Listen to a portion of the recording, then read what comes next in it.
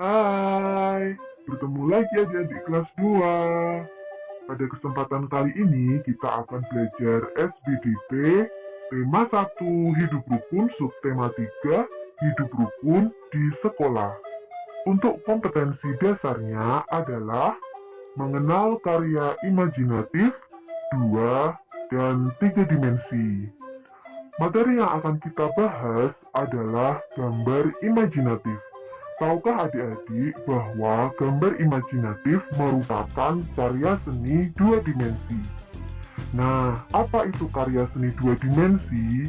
Karya seni 2 dimensi adalah karya seni yang mempunyai 2 sisi saja, yaitu sisi panjang dan sisi lebar.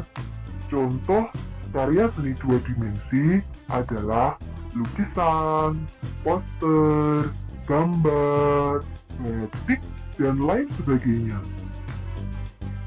Nah, itulah adik-adik kenapa gambar imajinatif disebut dengan gambar karya seni 2 dimensi. Sebenarnya apa sih gambar imajinatif itu? Gambar imajinatif merupakan gambar yang dibuat berdasarkan imajinasi atau hayalan seseorang.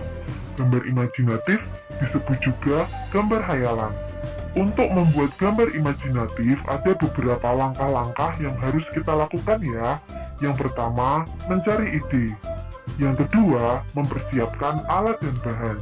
Yang ketiga, membuat sketsa gambar. Dan yang keempat, mewarnai gambar.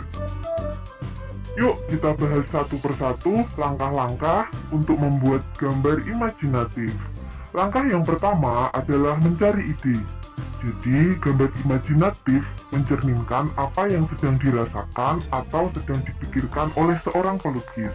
Gambar imajinatif satu orang dengan orang lainnya itu berbeda ya. Untuk mencari sebuah ide, kita membutuhkan inspirasi. Inspirasi bisa kita cari melalui internet, majalah, komik, atau yang lainnya. Contoh ide dalam membuat gambar imajinatif antara lain pemandangan alam, hewan atau tumbuhan, luar angkasa, suasana saat bermain, keadaan dalam laut, dan lain sebagainya. Langkah kedua yaitu mempersiapkan alat dan bahan. Setelah kita mengetahui apa yang akan kita gambar, kita perlu mempersiapkan alat dan bahan yang diperlukan dalam menggambar seperti pensil, penghapus, buku gambar, pewarna, dan lain sebagainya. Langkah ketiga, membuat sketsa gambar. Saat membuat sketsa gambar, kita gunakan pensil terlebih dahulu ya. Tujuannya adalah agar mudah dihapus saat gambar itu salah atau tidak sesuai dengan keinginan kita. Sketsa yang kita buat jangan terlalu tebal ya. Selain itu, jangan terlalu keras menekan pensilnya. Tambahkan juga gambar pendukung agar gambar yang kamu buat menjadi lebih menarik. Langkah yang keempat adalah mewarnai gambar. Gambar imajinatif perlu diwarnai. Tujuannya agar gambar tersebut menjadi lebih bagus dan menarik untuk dilihat. Mewarnai merupakan kegiatan yang menyenangkan.